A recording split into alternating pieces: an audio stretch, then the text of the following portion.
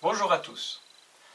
Dans cette nouvelle vidéo, je vous propose de découvrir avec moi une recette ancienne qui nous vient tout droit de l'Antiquité égyptienne, puisqu'il s'agit de la plus ancienne recette de composition d'encens qui date aujourd'hui d'environ 3500 à 4000 ans en arrière. C'est une recette assez particulière qu'on brûlait dans les temples égyptiens, mais avant de vous en dire plus, je vous propose de lancer d'abord le générique.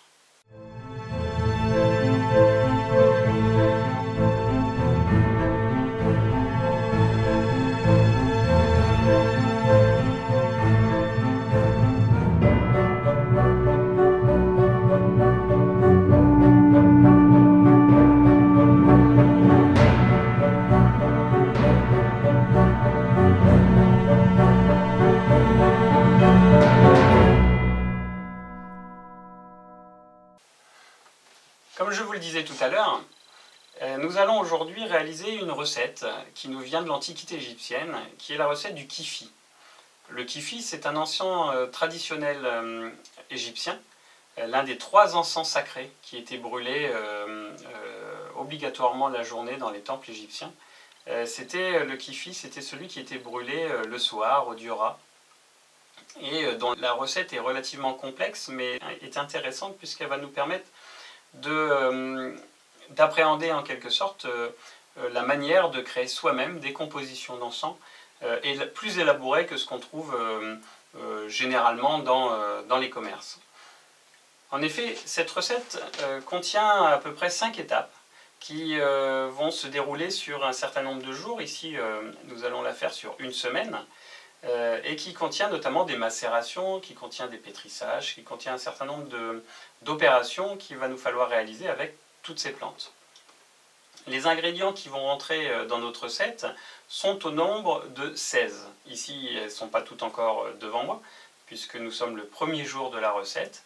Nous allons commencer par mélanger ces ingrédients-là, et nous nous reverrons demain, et puis après la semaine prochaine, pour continuer en fait cette recette et voir l'évolution en fait de la matière, de la plante, jusqu'à obtenir un kifi qui soit parfaitement odorant et nous permette en fait de retrouver un petit peu les parfums de l'Antiquité. Donc pour commencer, je vous propose de découvrir avec moi les différentes plantes qui vont rentrer dans cette première partie de recette. Donc ici, je vous propose de découvrir le calamus, autrement appelé accord odorant. Le calamus, en fait, c'est un rhizome d'un roseau particulièrement odorant et qui rentre notamment dans la composition de nombreux parfums de l'Antiquité et de nombreux encens, encore aujourd'hui. Ensuite, nous avons ici de la citronnelle. Donc celle-là est fraîche, puisque je l'ai ramassée il y a 2 jours dans mon jardin. Elle sent extrêmement fort. Donc là encore, citronnelle découpée en fait en petites tronçons. Ensuite, je vous propose de découvrir le mastic de Kyo. Le mastic de Kyo, c'est en réalité une résine, la résine communément appelée mastic, qu'on va retrouver en production en Grèce. Et donc c'est une résine exsudée en fait d'un arbre de la famille des pistachiers notamment, et qui nous donne cette très jolie résine jaune. Donc, celle que je vous propose ici, je l'ai déjà réduite en poudre, mais la plupart du temps, on va la retrouver en fait sous forme de petites larmes, de petites gouttelettes jaunes. Donc c'est à vous après d'utiliser un mortier pour la réduire en poudre. Ensuite, nous avons ici du séné, qu'on appelait cassia ou casse, notamment dans l'Antiquité, et pendant toute la période même au début du Moyen-Âge. On va avoir ensuite la traditionnelle cannelle, qu'on retrouvait dans énormément de préparations d'encens notamment, mais aussi de parfums, etc., qui a toujours été en vogue depuis qu'on la connaît. On va avoir ensuite de l'amande poivrée, donc ici séchée, bien sûr. Donc ça, pas besoin d'en rajouter, d'en dire plus. On va ici avoir des graines de cardamome, donc qui dégagent vraiment un parfum absolument exquis. Et donc là encore, notamment pendant l'Antiquité grecque, la cardamome était utilisée quasiment partout puisqu'on adorait son parfum. Donc ça, ce sont les premières épices, ou les premières matières premières plutôt, puisqu'il n'y a pas que des épices, qui vont entrer dans notre préparation, la première étape de notre fabrication du kifi. Dans notre deuxième étape, nous verrons aussi ici des baies de genévrier. Donc ce sont des baies qu'on utilise notamment comme du poivre, et donc qui ont pareil un parfum assez piquant, et qu'on utilise également en encens. Toutes les plantes que je vous propose aujourd'hui de découvrir, ce sont des plantes que nous pouvons utiliser de par leur parfum en encens. Il faut savoir aussi qu'une plante qui ne dégage aucun parfum à la combustion n'est généralement pas utilisée en encens. Donc aujourd'hui, on a beaucoup d'auteurs qui nous proposent des listes et des listes de plantes tout à brûler. Vous comprendrez que cela n'a absolument rien à voir avec les encens, puisque une règle simple parmi les encens, c'est qu'il faut que la plante utilisée dégage un parfum particulier, une odeur reconnaissable à la combustion. Si la plante sent bon, fraîche, mais une fois brûlée, ça sent le foin brûlé ou ça sent la paille brûlée, ça n'a absolument rien à voir avec une plante utilisable en encens. Ensuite ici, alors moi je l'ai déjà réduite en poudre parce que c'est relativement difficile, on va avoir de la gomme arabique. Donc voilà, qui va servir, je pense, dans la recette, et qui a toujours été utilisé de cette façon comme un liant, en fait, un espèce d'agglomérant qui va permettre à l'ensemble des composants de s'associer. Ensuite ici, alors c'est intéressant puisque nous avons du henné. Le henné, vous savez, c'est ce qu'on utilise aujourd'hui dans la culture arabe pour teindre les cheveux, notamment pour faire des tatouages en fait sur la peau. Donc c'est ce même henné, sauf qu'ici il est pur, c'est-à-dire que c'est uniquement des feuilles de henné, puisque selon les couleurs qu'on va vouloir déterminer en tatouage ou pour les teintures de cheveux, on rajoute d'autres plantes qui vont éclaircir ou qui vont foncer un petit peu la couleur. Donc le henné, ce qu'il faut savoir, et ce qui est oublié depuis malheureusement pas mal de générations, c'est que le henné a toujours été considéré dans la magie populaire arabe comme une plante sacrée et utilisée en encens. Les Égyptiens l'utilisaient déjà dans la composition de leurs encens. Donc comme quoi, des utilisations de certaines plantes connues aujourd'hui, mais pour d'autres fonctions, peuvent surprendre, et pourtant le henné était utilisé depuis 3000 ans, depuis 4000 ans même, comme encens. On va voir une autre plante ici, c'est ce qu'on appelle en fait du souchet odorant. Alors, c'est une plante qui sent très très bon. C'est pareil, un petit peu comme le calamus qu'on a vu tout à l'heure. C'est un rhizome, c'est une racine en quelque sorte d'une variété de roseaux et qui dégage un parfum très particulier. Donc voilà, ensuite nous allons avoir ici des raisins de Smyrne. Donc c'est des raisins secs. Vous dire la différence entre raisins de Smyrne et d'autres types de raisins secs, je l'ai plus en mémoire maintenant. Il faudra chercher un petit peu sur internet, mais il y a une particularité en fait par rapport à ces raisins. Je crois que c'est dans la façon dont ils sont travaillés et séchés, il me semble. Alors ici nous avons également donc un vin. Alors les auteurs modernes qui vous proposent des recettes de kifi vont généralement vous conseiller de prendre un bon vin rouge avec beaucoup de tanins. J'étais parti sur cette démarche au départ, et en fait avec le recul, Victor Loret notamment nous parle bien d'un vin d'oasis, c'est-à-dire d'un vin produit sur place, donc dans la région du Maghreb. Donc je me suis plutôt attaché à récupérer un vin qui est fait justement dans ces régions chaudes. Donc c'est un vin en fait qui est beaucoup plus fruité, avec des arômes de miel notamment. Donc là pour cette préparation, j'ai pris du vin du Sidi Brahim, donc un vin qui a été fabriqué au Maghreb. Donc on voit que la couleur n'est pas du tout la même, mais le parfum est vraiment particulier, et je pense que c'est ce parfum-là qui va nous approcher davantage des recettes de l'Antiquité égyptienne, plutôt que des vins qu'on aurait fait chez nous avec des terres qui sont différentes, des ensoleillements différents. Donc voilà, du coup je me suis dit qu'en utilisant un vin plus régional, originaire du Maghreb, on se rapprocherait davantage des parfums, des arômes et des saveurs en fait, que les anciens Égyptiens devaient apprécier. Voilà. tous les éléments de la recette sont donc maintenant présentés. Je vous propose maintenant de découvrir les différents outils que nous allons avoir besoin pour cette réalisation. Alors, un petit truc assez pratique qui ne va pas manquer de vous rendre de grands bénéfices, c'est un moulin à café électrique. Parce que, on l'a vu tout à l'heure, autant j'ai quelques plantes qui ont été réduites en poudre, autant il y en a d'autres, comme les baies de genévrier par exemple, où il va falloir les réduire en poudre. Et même si le mortier et le pilon sont toujours d'une grande efficacité pour certaines plantes, si on veut gagner du temps, et si on ne veut pas que cette vidéo dure 2 heures, il va quand même falloir penser à utiliser quelque chose d'un petit peu plus rapide. Donc voilà un petit mortier électrique, voilà, qui va nous apporter beaucoup de praticité, j'ai envie de dire. Ensuite, on va avoir le mortier, le fameux mortier et le pilon. Voilà. Hein. Alors ma table bouge un petit peu parce qu'il a fallu la surélever pour la vidéo. Voilà. Ensuite, si je vais avoir besoin forcément d'une petite cuillère comme ça en inox, hein, petite cuillère de laboratoire. Et bah, bien sûr des récipients, hop, comme celui-là par exemple, pour pouvoir disposer nos plantes et les mélanger. Donc la première étape de cette recette, ça va être de mélanger, de réduire en poudre d'abord les plantes qui ne sont pas en poudre et de les mélanger ensemble. Donc dans notre premier récipient, on va mélanger en commençant par la plante qu'on veut. En fait, on a une petite liste de plantes.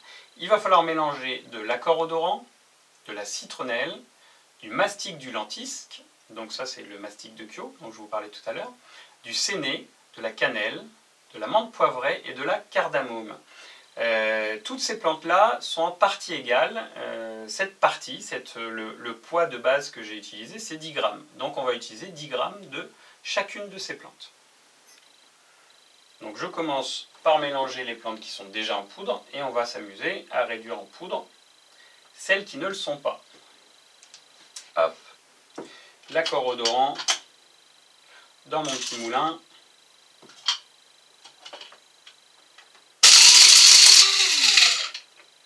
Voilà. Hop. Faut que j'embarque le... Vous voyez, on a une jolie poudre ici. Ensuite, on va utiliser la citronnelle. Donc c'est vraiment l'outil hyper efficace, surtout à notre époque, hein, autant en profiter. Il y a un principe cher en magie, ça va être l'adaptation. Donc ici, c'est vraiment un outil très efficace qui nous permet de gagner du temps d'une part, et de réaliser quand même des poudres qui sont conformes à ce qu'on pourrait avoir besoin. Hop. Ce petit objet-là, ça coûte 20 €, quoi, à peine 20 €. On en a même sur Internet, vous pouvez en trouver à 10-15 €. Quoi. On va faire pareil avec les graines de cardamome. Hop. Alors, ça commence à dégager en parfum, hein, évidemment, plus on va en fait réduire en poudre nos différentes plantes, et plus forcément ça dégage du parfum. Là, la citronnelle qui est fraîche, en plus, c'est assez exceptionnel. Quand même. Là, la cardamome, alors c'est pareil, hein, il y a un parfum, j'adore la cardamome, ça dégage vraiment un parfum assez exceptionnel. Hop. Hop, alors maintenant on va faire, alors ça va être un petit peu plus compliqué puisque évidemment 10 grammes de menthe poivrée ou 10 grammes de séné, surtout quand les feuilles sont sèches, vous voyez ça fait une dose assez conséquente. Donc c'est dommage, avec la vidéo on ne peut pas sentir en fait ce qui se passe, sentir avec son odorat. Hein. Je vous invite vraiment à tester la recette chez vous. Alors c'est vrai que ça fait pas mal de matières premières à réunir. Vous trouverez dans mon bouquin qui devrait sortir mi-2018, hein, je pense au premier trimestre, au premier semestre du moins 2018, mon bouquin sur les encens. Toute cette recette, tous les éléments qui rentrent dans la composition de cette recette, vous trouverez des adresses pour vous les procurer sur internet à moindre coût en plus. Donc c'est effectivement des heures et des heures de recherche, voire parfois des jours et des semaines de recherche. Mais quand on a les adresses mises à disposition, il ne faut pas s'en priver en fait. Voilà. Cette poudre. Et il nous reste encore le séné. Alors, pour ceux qui sont un petit peu connaisseurs des différents encens et différents travaux que j'ai eu l'occasion de présenter, ceux qui ont vu par exemple la page sur mon blog où j'ai reproduit la recette en fait de l'encens d'Abramelin, de l'huile d'Abramelin, vous avez pu remarquer que plusieurs des plantes qui rentrent dans l'huile d'Abramelin se retrouvent dans la composition du kifi. Le séné, par exemple, on le retrouve dans l'huile d'Abramelin, pardon. Donc le séné, la cannelle, le calamus, donc c'est déjà 3 éléments sur 4, et en réalité, dans les dernières étapes que nous allons, avec lesquelles nous allons travailler pour la préparation du kifi, nous allons aussi incorporer de la myrrhe, et donc ce sont les 4 ingrédients qui rentrent dans l'huile d'Abramelin, en fait, dont vous retrouverez la recette sur mon blog. Alors, on obtient donc une série de poudres qu'on va mélanger correctement, qui vont être en fait la base sèche de notre mélange. Dans notre mélange, on va avoir une base sèche, une base humide et une base quasiment liquide en fait. Ça sent particulièrement bon. Donc tout ce mélange-là, on le laisse, on le met de côté et on va le laisser jusqu'à demain. En attendant, on va faire un autre mélange.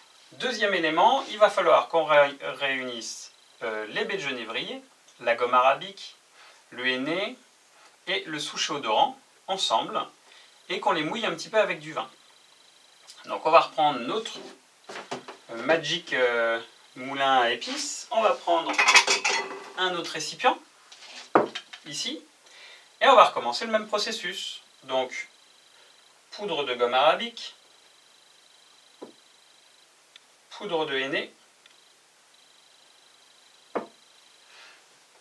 les baies de genévrier qu'on va réduire avec le moulin. Quand vous conservez des baies de genévrier ou le souchet odorant, des choses comme ça, ne les réduisez pas forcément tout en poudre. Vous apercevrez qu'en fait ce type de matière révèle leur parfum, révèle leur saveur au moment où on va les réduire en poudre. Si vous réduisez en poudre et que vous utilisez ça, je ne sais pas moi, 6 mois après, le parfum aura largement eu le temps de partir. N'oubliez jamais que dans les encens, ce sont les parfums qui nous intéressent.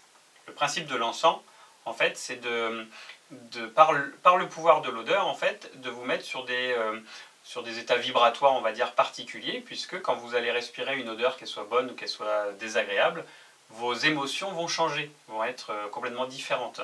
Donc ce sont ces émotions-là qui vont vous permettre d'accéder à tel ou tel plan vibratoire, en quelque sorte. Et donc si votre encens n'a pas d'odeur, vous n'obtiendrez pas le résultat escompté. Baie de genévrier. Voilà, l'encens commence à picoter le nez. Et le souchet. Hop.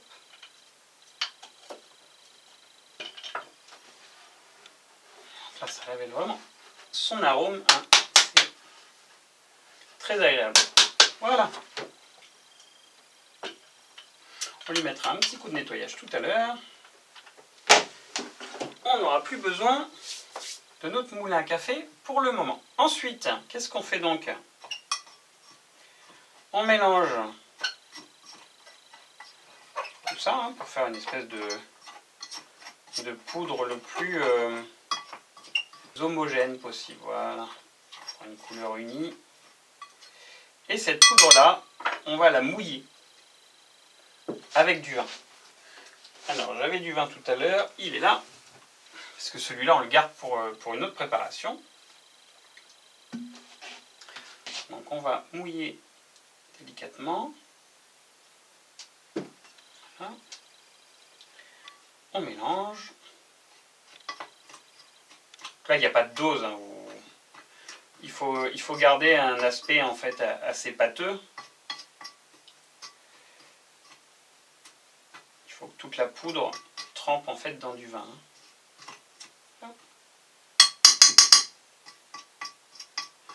Vous voyez, hein, en magie, notamment dans l'art des encens, c'est un petit peu comme la cuisine. On va rajouter un petit peu. Voilà pour ça. Alors, ça nous fait donc notre deuxième matière. On va réaliser la troisième matière. Et une fois qu'on aura réalisé cette troisième matière, il faudra laisser tout ça reposer pendant une journée. Donc on sera obligé d'arrêter la vidéo et de se revoir seulement demain. Pour la troisième matière, hop, il nous faut forcément un nouveau plat. Ça, on n'en a plus besoin. Et par contre, comme je disais tout à l'heure, le moulin à café,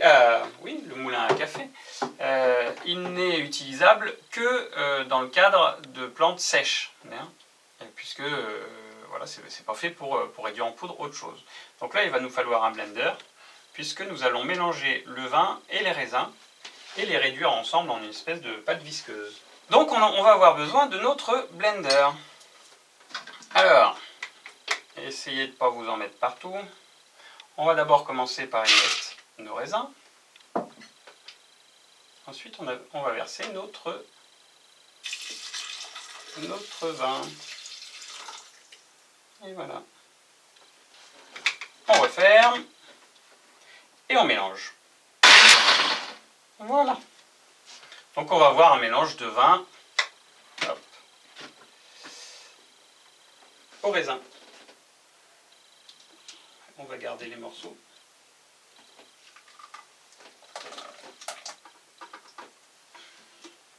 On a donc, pour finir, 3 substances qu'on va laisser maintenant macérer pendant 24 heures. Donc nous verrons maintenant ce qu'il nous reste à faire à partir de demain. Alors, 24 heures s'est écoulé. Donc notre macération a permis de faire évoluer les odeurs, les parfums, hein, de créer une synergie entre les différentes plantes. Donc nous entrons dans cette deuxième partie qui va consister simplement aujourd'hui à mélanger les trois types de plantes que nous avons préparées, à les mélanger ensemble. Alors vous noterez quand même que au niveau symbolique, les Égyptiens accordaient une importance particulière au fait de se retrouver face à 3 types de matières premières, on va dire. Une matière sèche, une matière semi-liquide et semi-sèche en fait, et une matière liquide. On peut y retrouver ici un petit peu l'idée des 3 corps de l'homme, si vous voulez, avec le corps, l'âme et l'esprit. Sachant que la matière mêlant à la fois le liquide et le solide représente l'âme, le lien entre l'esprit et le corps. Donc essayez dans la mesure du possible, quand vous allez créer vous-même vos propres kifis, j'ai envie de dire, mais ce serait plus logique de parler de créer vos propres encens. Essayez dans la mesure du possible de commencer par diviser votre préparation en ces trois matières premières, ces 3 étapes, on va dire, afin d'avoir une partie solide, une partie semi-solide, semi-liquide et une partie liquide. Donc pour le mélange, ça va être simple. On va commencer, je pense, par... Alors cette fois, je me suis armé d'un plat un petit peu plus grand, en espérant que ce soit suffisant, et d'une cuillère en bois. Donc on va prendre nos plantes. Hop. Commencer par nos plantes sèches. Voilà. On va touiller un petit peu. Donc on a mélangé tout ça et alors vous avez vu hier j'ai pas mesuré le vin que je mettais, hein. L'idée c'est d'avoir une espèce de truc un peu pâteux comme ça. Alors forcément vous ne devez pas bien voir de là où vous êtes. Donc vous voyez on a une espèce de... L'idée c'est d'avoir mouillé toute la plante. Donc avoir une espèce de pâte comme ça. On va mélanger ça ici. Dans tous les cas, la recette complète, avec différents commentaires, etc., sera dans mon ouvrage sur les encens qui sortira en 2018. Donc voilà, on va mélanger tout ça ensemble un petit peu. forcément ça va s'incorporer assez difficilement. Et pour la dernière préparation, ici j'ai mis 50 g de raisin sec de Smyrne et 150 g de vin, un vin oriental. Donc on va... Alors la préparation s'est épaissie, hier elle était beaucoup plus liquide, et aujourd'hui en fait elle s'est épaissie avec la macération. Donc on mélange tout ça, ça nous fait une espèce de truc assez pâteux. L'idée c'est vraiment qu'il y ait assez pour que toutes les plantes soient bien humectées. Hein. Il ne faut pas laisser de partie sèche. Il ne faut pas faire de grumeaux. À la limite, n'ayez pas peur d'y aller à la main. Si vous n'avez pas des vêtements blancs comme moi qui risquent de tacher. Ah, les parfums qui remontent sont vraiment délicieux, quoi. C'est vraiment un mélange assez puissant. On retrouve un petit peu dans la préparation en fait du kifi, on retrouve un petit peu, ou même on retrouve très certainement l'origine de la composition des bakours arabes, ou aussi alors que je vous dise pas de bêtises, le nom c'est un nom sénégalais, ce qu'on retrouve en Afrique c'est les tioufei, quelque chose comme ça, et qui sont des mélanges aussi d'encens, des compositions souvent qui sont gardées secrètement et jalousement par des familles sur des générations, et que vous pouvez commencer à retrouver un petit peu sur internet, dans certains sites, spécialisés dans les encens orientaux. Et donc c'est tout à fait le même type de procédé, hein. On a un mélange de plantes comme ça, et on a en résultat des textures qui ressemblent assez fortement à ça. Donc voilà, notre mélange a bien pris, et alors maintenant on va laisser ça pendant 5 jours d'affilée en macération. Je pense que j'ai eu raison d'utiliser le vin marocain là, parce qu'il est beaucoup plus fruité, et les parfums en fait qui remontent sont très très fruités aussi. On voit que le vin a une vraie influence en fait sur les différentes plantes qui sont dedans. Voilà. Ça sent très très bon. Hop. Voilà. Pour aujourd'hui, donc nous avons fini cette 4e ou 5e étape, je ne sais pas exactement où on en est sur ma petite liste. En fait, c'est cette 3e étape, pardon. Donc on a fini cette 3e étape. Donc on va laisser reposer ça pendant 5 jours. Et donc on se revoit encore une fois dans 5 jours pour voir la suite, puisque les ingrédients, là, si vous avez compté, en fait, il nous manque encore 3 ingrédients qui n'ont pas encore été ajoutés à notre préparation, et donc qui interviendront dans 5 jours, puis dans 6 jours. Ok, donc voilà, petite pause en attendant que nos 5 jours passent. Nous voici donc de retour après 5 jours de macération. Donc on peut voir ici le résultat en fait. Donc ça fait une espèce de... ça ressemble un peu à de la terre. Mélange une espèce de pâte molle, on va dire, avec tout un tas de débris végétaux.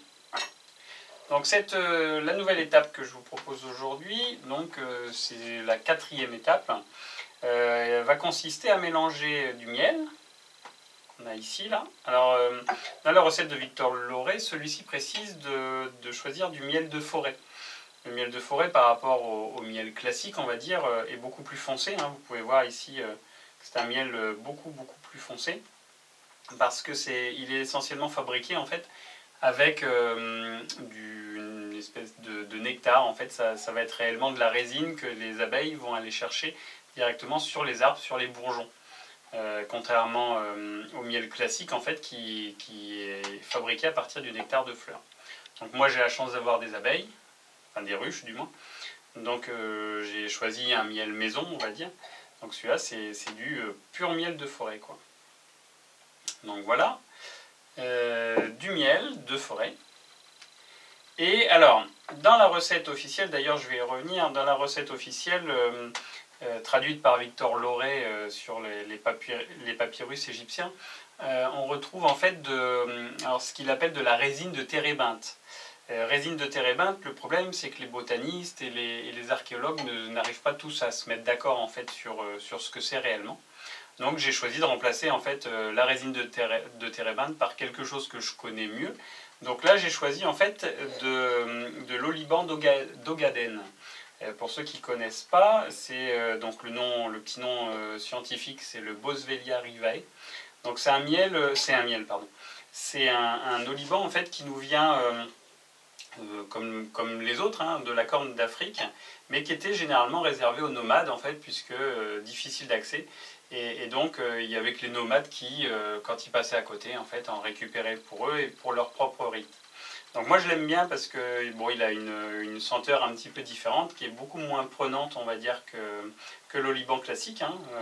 Pour ceux qui suivent un peu mes activités, vous savez que j'explique sur ma page Facebook, la page liée à mon nom d'auteur, on va dire, qu'il existe réellement 7 espèces que l'on peut trouver dans le commerce, 7 espèces d'oliban différentes. Donc celui-là, c'en est un, c'est le Boswellia rivae, à ne pas confondre avec le Boswellia noir, avec l'oliban noir, pardon, tiré du Boswellia neglecta. Celui-ci, il n'est pas complètement noir, et il a un côté un peu rouille. Hein, vous voyez ici, là. Hop. Et il a une cassure, en fait, alors celle-là est sèche, mais il a une cassure, voilà, comme ici, plutôt rouge, en fait, rouge-orangé. Donc voilà pour ça. Donc l'idée, ça va être d'une part de réduire en poudre cet oliban-là. Ensuite, ça va être de le faire fondre à feu très doux. Donc c'est pour ça que moi j'ai utilisé une plaque électrique, hein, histoire de bien contrôler la chaleur. On va faire donc fondre l'oliban à feu très doux et on va lui mélanger le miel. Si vous faites chauffer ça trop fort, malheureusement, vous allez avoir un miel qui va cuire et au final vous aurez du caramel.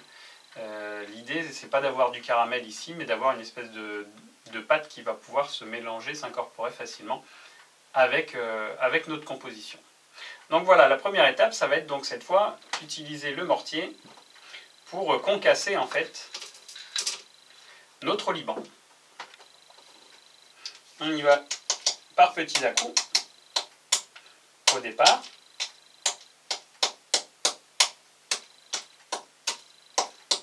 Histoire de casser les gros blocs.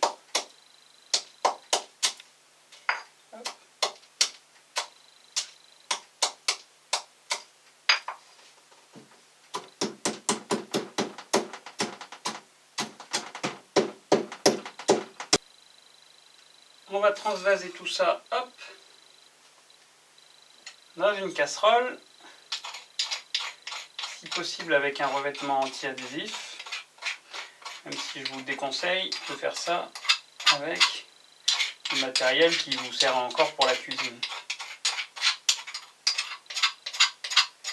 Là, c'est ma petite casserole de travail de mon labo, hop, que j'utilise. Et on fait ça pour toute la dose. Voilà, on a une jolie poudre. Vous voyez, hein, je parlais de l'oliban, donc Boswellia rivae, par rapport à un oliban classique comme l'oliban Carteris sacra, disons, comme le Boswellia Carteris sacra. On va avoir ici, non pas une poudre jaune à jaune clair, en fait, on va avoir une poudre qui tire plutôt sur le roux, hein, sur le brun même. Donc je prends ma petite plaque électrique que j'ai allumée au préalable et on va se mettre à faire chauffer tout ça. Alors il faut vraiment y aller très doucement pour éviter que tout se mette à cramer ou que ça fonde trop vite, etc. etc. Donc Donc là j'y vais, là je suis thermostat, j'ai commencé thermostat 1 pour chauffer la plaque. Maintenant je suis au thermostat 3 là. J'avance progressivement, toujours en vérifiant la texture de ma poudre.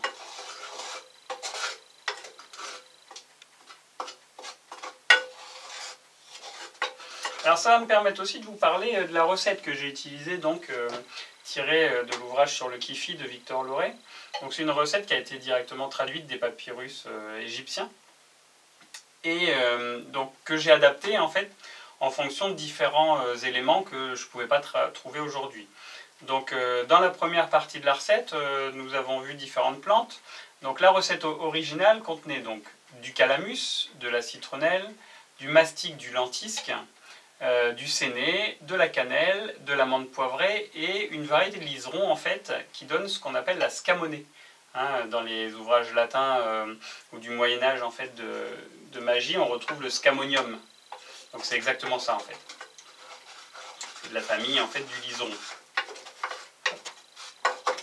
Donc moi j'ai pas réussi à me procurer de la scamonée, c'est assez compliqué. Apparemment on peut plus ou moins en trouver en Inde, mais même avec des contacts là-bas et tout ça, il n'y avait pas moyen. Donc du coup j'ai décidé de remplacer la scamonée par la cardamome, qui est une plante en fait qui était déjà très utilisée à l'époque. Je vais utiliser mon miel que je vais verser par-dessus.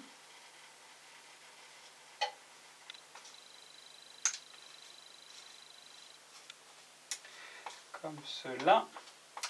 Donc voilà, dans la deuxième partie de la recette, la recette originale parlait en fait donc de genévrier, ça posait pas de problème, d'acacia, alors sans préciser lequel, donc j'ai mis de la gomme arabique parce que c'est ce qui m'a semblé le plus approchant de ce qui pouvait être utilisé à l'époque. La gomme arabique était déjà utilisée à l'époque des Égyptiens.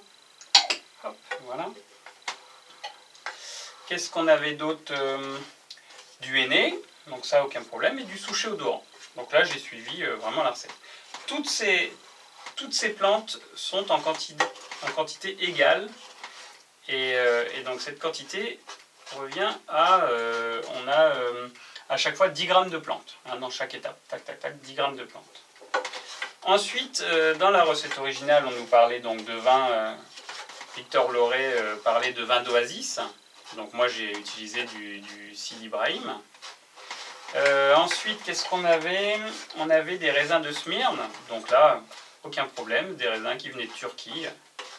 Donc c'était aussi pareil dans la recette originale. Vous voyez, j'ai pas changé grand-chose en fait. Et donc ensuite, donc dans cette quatrième partie de la recette, ce qu'on est en train de faire aujourd'hui, donc le miel de forêt, aucun problème, j'en ai utilisé, enfin, j'en utilise. Mais par contre, donc, la résine de térébinthe, trop compliquée à se procurer, parce que trop compliqué surtout à définir exactement de quelle résine les Égyptiens voulaient parler. Hein. Les noms ont largement évolué en fait depuis l'Antiquité. Donc c'est assez compliqué en fait de savoir parfois de quelle plante ils parlent. Donc moi j'utilise de l'oliban ogaden, autrement appelé Boswellia rivae. Voilà. Et donc la dernière partie de la plante, la dernière partie de la recette, je suis concentré en même temps sur ce que je fais, la dernière partie de la recette va consister à y rajouter en fait de la myrrhe, simplement, hein, 50 g de myrrhe. Donc, mais ça, ce sera après en fait que notre mélange total est macéré encore une journée avec ce mélange-là. Voilà. Alors sachant aussi que, donc je disais tout à l'heure, donc les plantes de la première partie, de la deuxième partie, c'était à chaque fois 10 grammes de plantes à chaque fois. Et dans la troisième partie, j'ai mis 50 grammes de raisins secs et 150 grammes de vin. Voilà, pour le mélange. Et ensuite, dans cette quatrième partie, là-dedans, j'ai mis 50 grammes d'oliban et 150 grammes de miel.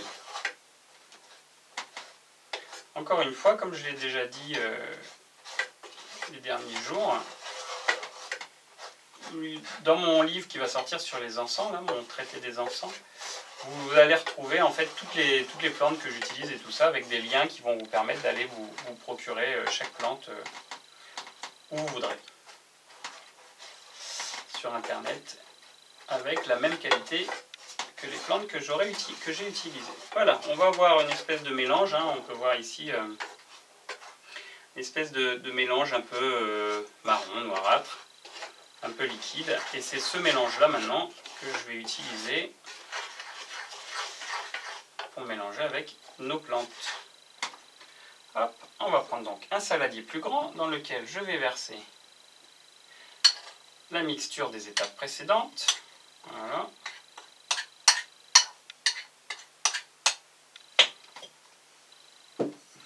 Et sur cette mixture, je vais y verser mon mélange.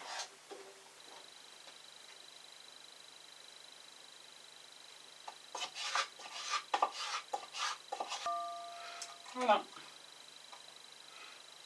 On va laisser une casserole ici.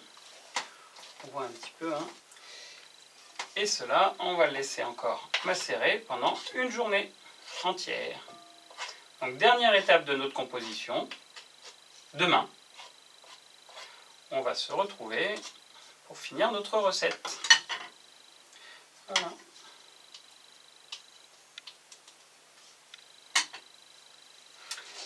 Voilà pour aujourd'hui, donc encore une étape pas très compliquée, hein. Le problème c'est toujours ces temps de macération hein, qu'il faut respecter. Donc on se retrouve donc demain pour terminer notre mélange en ajoutant les 50 g de myrrhe à ce mélange. Et, on va voir un petit peu la texture, si ça fait une texture assez sèche, on pourra commencer à faire des boulettes et peut-être même tester notre encens. Sinon il faudra le laisser sécher encore quelques jours. Hop. Voilà, donc on se retrouve demain. Et nous voilà pour la dernière partie de notre recette de Kifi. Donc cette fois, cette dernière étape consiste simplement à moudre de la myrrhe. Donc ici, j'ai choisi de la myrrhe rouge de Somalie. Donc on va la réduire en poudre et l'associer à notre mélange que nous avons préparé tout au long de cette semaine. Donc rien de bien compliqué, on va voir ça tout de suite. On va commencer par la moudre. Cette fois, je vais utiliser encore une fois mon petit moulin à café électrique hein, qui nous a rendu déjà bien des services.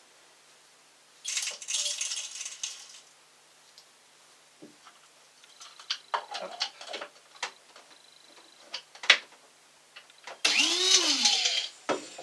Et voilà. Voilà, nous avons terminé d'associer nos différents produits. Hop, maintenant, on mélange correctement. Donc, l'avantage ici, c'est que la myrrhe va permettre d'assécher un petit peu l'aspect gras et pâteux en fait de notre préparation. Un petit peu comme si on utilisait de la farine par exemple dans un gâteau pour assécher une pâte.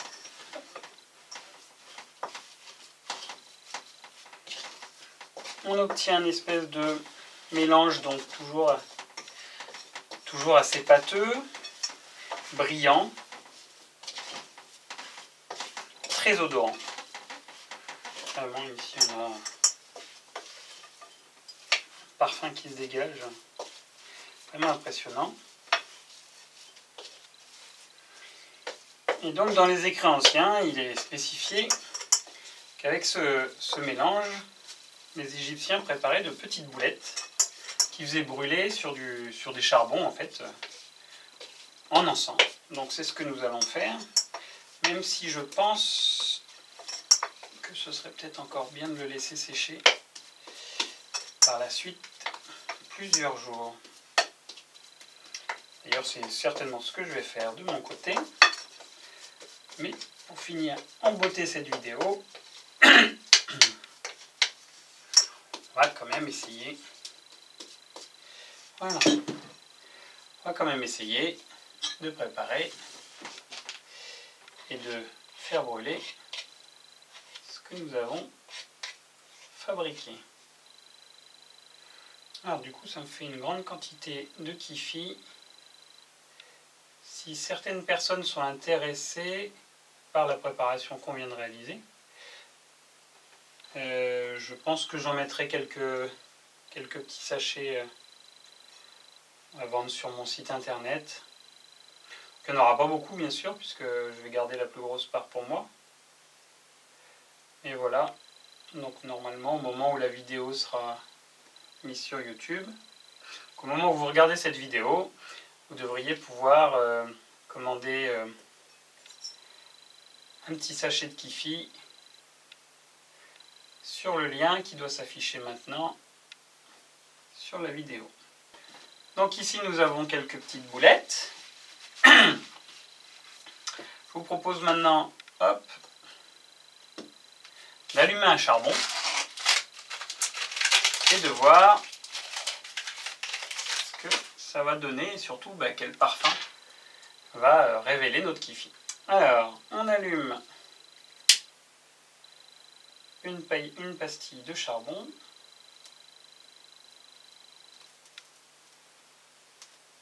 Voilà. Pas besoin de plus. Alors effectivement, vous devez vous demander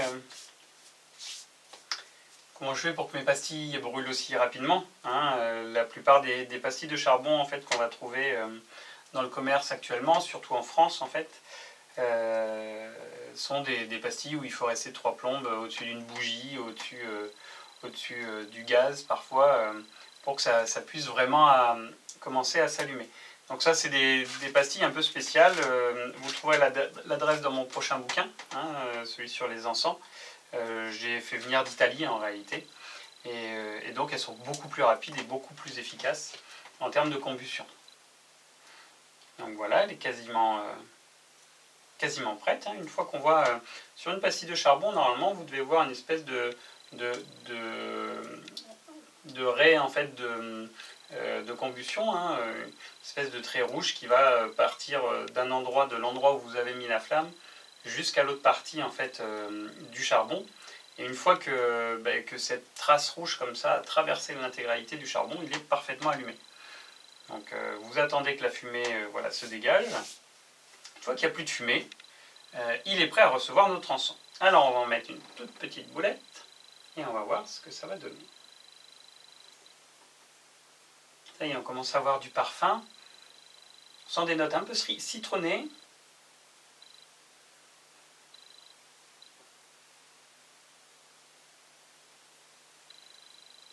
Note chaude, balsamique. En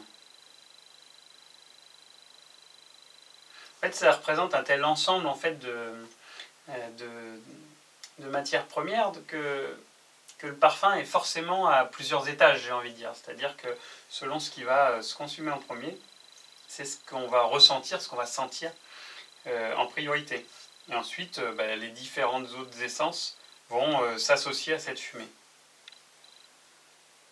Mais ça sent très très bon. Odeur un peu sucrée.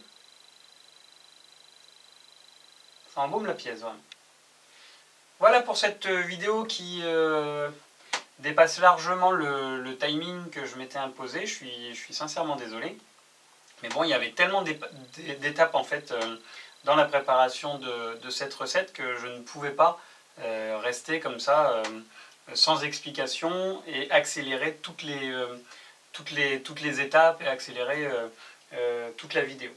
Donc j'espère qu'elle vous donnera envie d'aller plus loin, de fabriquer vos propres Kifi, pourquoi pas d'inventer d'autres types d'encens. N'hésitez pas, n'oubliez pas qu'en magie, en fait, vous n'êtes limité toujours que par votre imagination. Voilà, je vous souhaite une bonne journée, une bonne soirée, une bonne matinée, selon l'heure à laquelle vous regardez cette vidéo. Et je vous dis à une prochaine fois. Au revoir.